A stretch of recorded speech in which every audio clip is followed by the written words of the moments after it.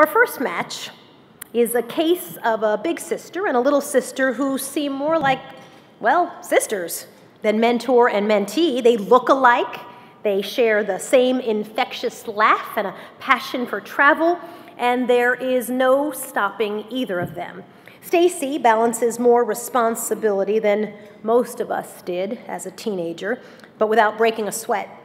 But with a composed and determined big sister like Shanell to look up to, that should come as no surprise. So please join me in welcoming Shanell and Stecy. Hello, everyone. My name is Shanell Duck, and I am honored to introduce my little sister, Stecy.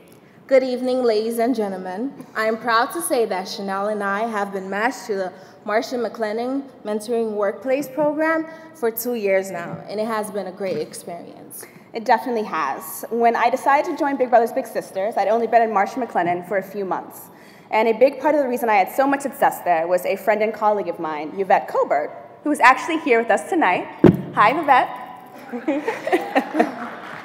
Yvette is like a big sister to me, so when she told me about the program, I knew I couldn't say no and that I had to pay all that great support forward. Thanks, Yvette. When I first joined the program, it was already in full swing, so I have to admit, as a first-time mentor, I was a bit nervous, but thankfully our social worker, Tamika Josiah, was an incredibly calm and supportive experience and presence. I knew from that day on that Stecy was a leader amongst her peers, and I was incredibly impressed with how she carried herself. Shanell and I clicked immediately, probably because our personalities are nearly identical. We're both outgoing, curious, talkative, and hardworking. Shanell is a role model in the truest sense of the word because I really see her as the person I want to be 8 years from now, and that keeps me focused and motivated. Stecy reminds me so much of myself at that age, watching her balance prom committee, college applications, friends, and everything that goes with being an 18-year-old girl. I know that she has a bright future ahead of her. In fact, I have to take a moment to brag and let everyone know that Stecy has been accepted into 6 colleges.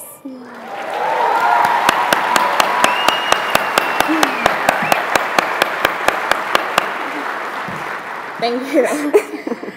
I love my younger brother and sister, but when it comes to all that important stuff, there's nothing better than a big sister who's been there before.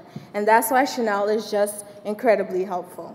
I know that Shanell cares as much about my future as I do, and having someone who is so invested into my success keeps me motivated.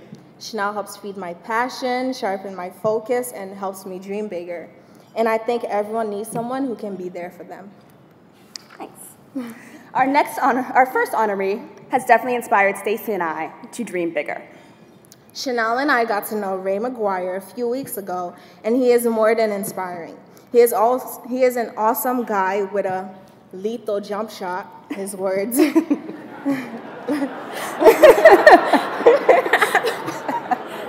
I'm sure it's true.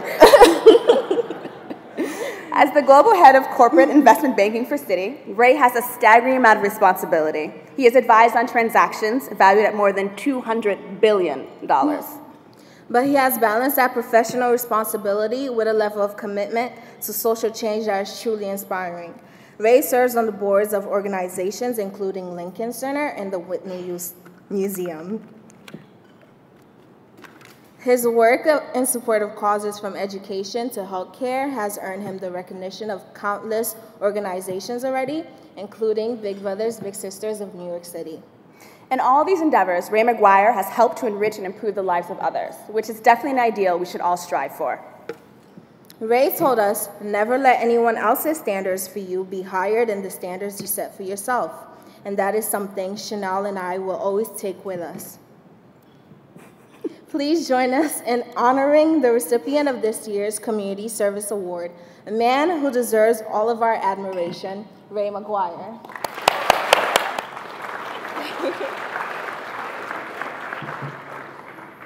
I have a little stage fright this evening, so my voice has been dropped a few octaves. I don't normally do this, so forgive me. My wife was going to come up and do this for me, but I didn't think she was going to have the right intonation, so you can laugh at me or you can laugh with me. I'm okay either way. As you all know, I'm from Dayton, Ohio, and when you get to an audience like this, which is as large and sophisticated, you have to make certain that you represent the neighborhood. So that means you got to give some shout outs.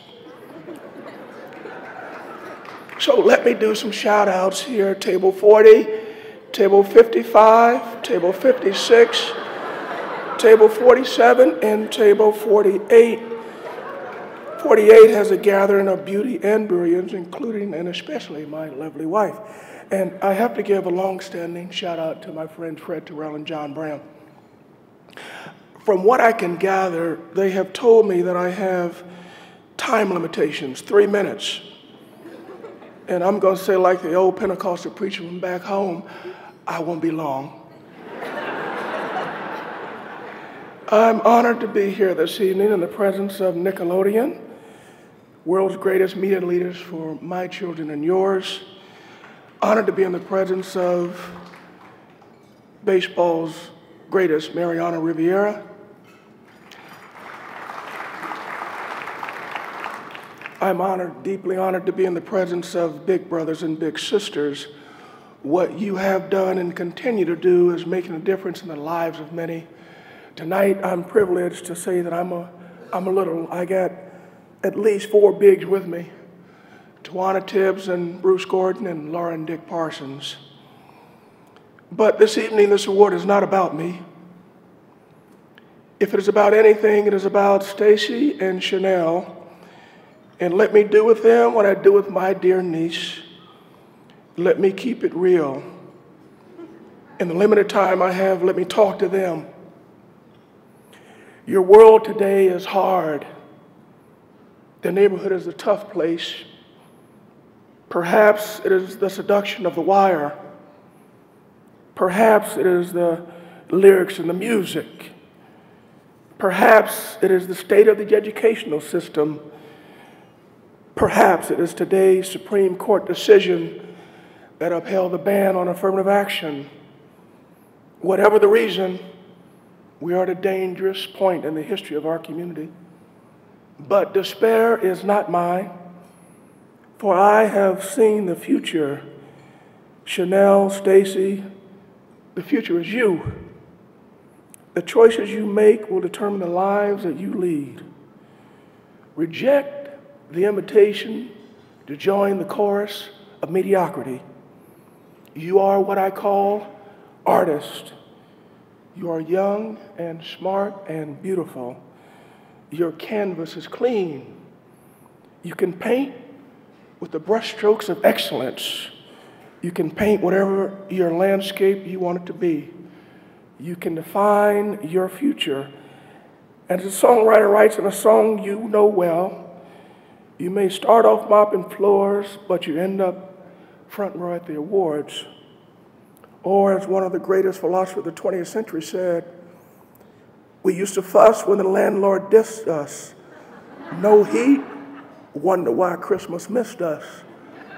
Birthdays were the worst days. Now we sipping champagne when we thirsty.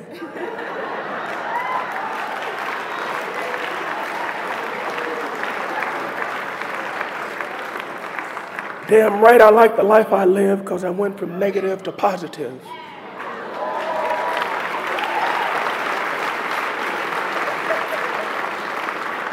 So Stecy and Shanell and all the other bigs and littles, your gifts of talent, the expectations are high, but there's every belief that you will exceed those expectations. And so I leave you and all the rest of the bigs and littles with the question from the great Dr. Benjamin Elijah Mays.